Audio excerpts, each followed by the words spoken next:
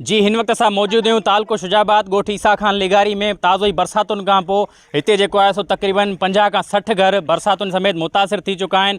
इन खां अलावा हिते जी जेका निज़ाम ज़िंदगी आहे उहा मुकमल तौर ते धर्म भरम आहे। ॻोठनि जो जेको ज़मीनी रस्तो आहे शहरनि आहे उहो बि हींअर मुअतल थी चुको आहे।